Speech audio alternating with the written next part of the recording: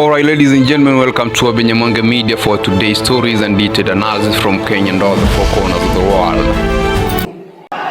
Hello everyone, welcome back to our channel. Go on, hit the subscribe button and like this video. If you've been anywhere near the social media lately, you probably heard the Ruto must go chants echoing through the streets of Kenya. Across the country, youths are demanding answers and the energy is even more stronger. But what's really going on here? Why is the president, once hailed as the hero of the nation, now facing such fierce opposition from the very people who helped propel him to power?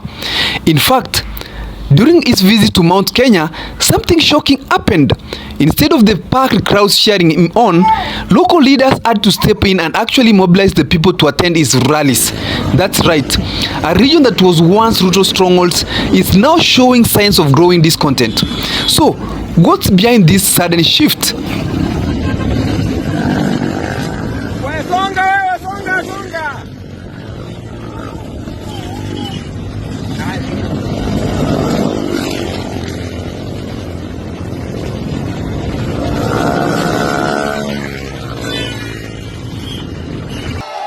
Huyu jamaa tulimchagua akageuka akakuwa muongo. Ni muongo si muongo? Ni muongo si muongo? Kasongo aende asiende? Kasongo aende asiende? Wangapi wanasema Kasongo aende, Kasongo aende, Kasongo aende, Kasongo aende? Mimi nataka niseme watu Kiserian, kama kijana wenu munisamehe. Yule jamaa pia alidanganya mimi. Alikuja na Biblia, anasema Mwathani agochwe, tukafikiria ni Mkristo. Kumbe alikuwa ni fisi amevaa ngozi ya kondoo. Alitudanganya, hakutudanganya. Sasa Kenya imejaa uongo. Alikuwa ametuambia ataweka sisi pesa kwa mfuko, akarudi ile kidogo tulikuwa naye akatoa. Alitoa hakutoa? Alitoa hakutoa? Kwa hivyo sisi tumeamua tunaunda chama yetu ya siasa, na hiyo chama watu ya Kajiado ndio mtaongoza hiyo chama. Na chama yetu mpya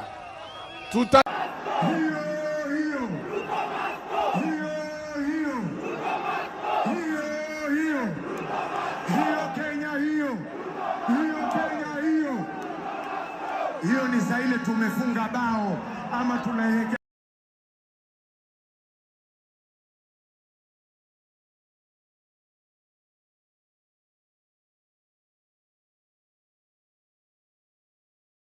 Well, we've been digging into the online battle surrounding this protest and the message is clear.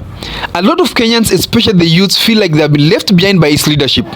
Whether it's the rising cost of living, unmet promises, or simply the feeling that their voices aren't being heard anymore, people are starting to demand accountability. So, in this video, we are going to break it all down. What's fueling this growing unrest, and what does it mean for Ruto's leadership? Can he regain the trust of the people, or is this the beginning of something bigger? Stick with me as we explore what even the once loyal Mount Kenya region seems to be turning its back on the president, and more importantly, what does this mean for the Kenyan's political future? And without further ado, let's get into it. But once again, to remind you that if you're watching it for the first time, remember to hit the subscribe button so that we can grow together. Now, where did the rain start beating us? A lot of people here elected President Ruto in the 2022 general election, popularly through the Asla narrative, the wheelbarrow movement, kazi ni kazi, and people had really trust in this government. But the change started somewhere last year during the financial bill. And it's not enough to even say about the financial bill. Kenyans came out to express how they were discontented about that financial bill, but their opinions were not being heard. So the biggest thing that President Ruto can do right now, if he wants to at least get the trust of some Kenyans, is to listen to the people. Should they have listened during the financial bill in a very early stage, done some changes, come out and communicate to the general public, seek genuine consultations, maybe things could be at least better right now. Number 2 is the health system. NHIF to SHA is something. Right now, a lot of people are facing health issues in the country. With the growing population of Kenya, health is a key component in this century. During the shift from NHIF to SHA, people had no problem with that. People even were willing to go ahead and register. The problem was it's not working. You know, when an old mama from a village walked to the hospital with his card and he's told something the network is not doing, something like that. So also another key factor that must be analyzed very quickly is the health sector. Health must work for any country. Must be very, very, it's the last thing that you can say that it will work. Health is something that cannot wait.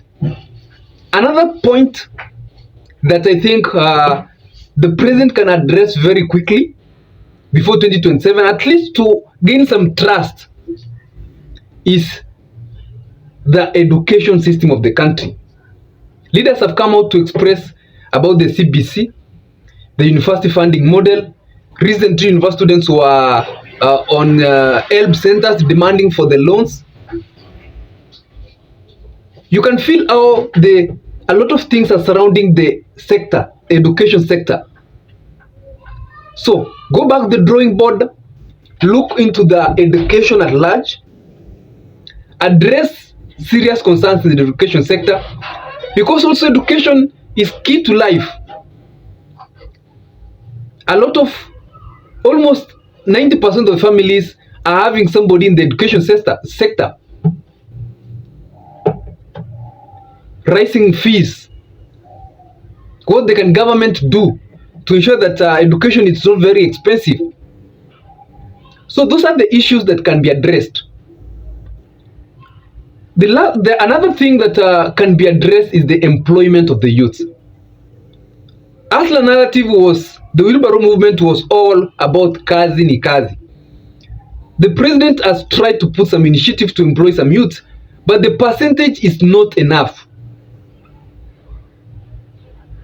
Those people shouting Ruto must go in the stadiums are unemployed youths. The economy is not good for them.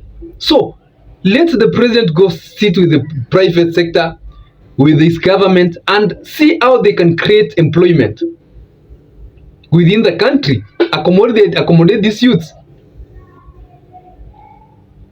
Efforts into youth employment. Actually, this is one thing that can change or can gain a lot of trust in his administration. When President Ruto employed the teachers who were under internship, it was a very good thing to the government. Those teachers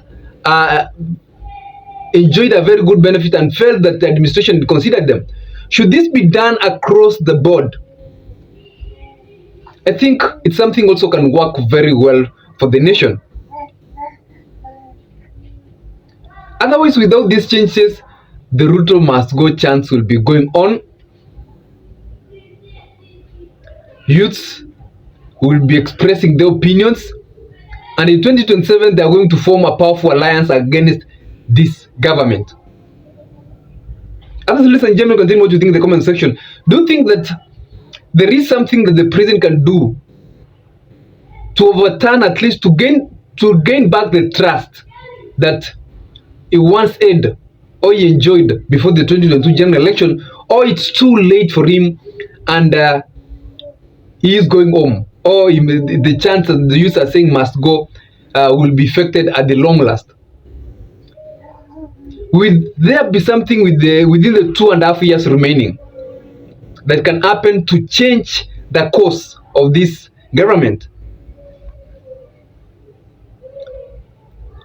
Also, one thing that also has been having issues is the hiring firing thing. The president said that during the interview with the Mount Kenya journalist, said that this is his administration and he is the one who has the right to hire and fire at any time, to reshuffle his cabinets, so that it's okay if you can reshuffle and hire anytime as you wish, as long as it works.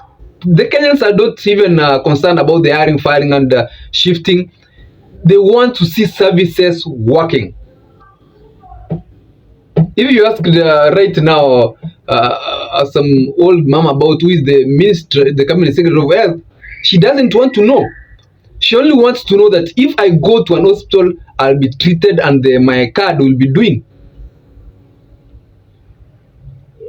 That's the things that needs to be done, the government. That's the reason. That's all for you for today. Continue what you think in the comment section. I'll take my time to read and give you a response. And in case you're new to this channel, go ahead and hit the subscribe button so that we can grow together. Have a nice day and stay safe whenever you are.